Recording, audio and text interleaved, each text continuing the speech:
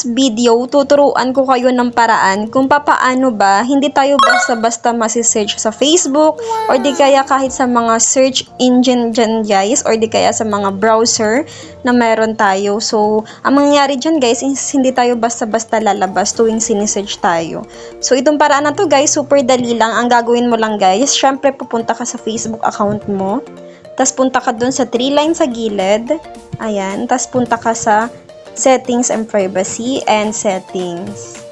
Ayan. Tapos para mas mapabilis guys, punta ka na lang sa search settings.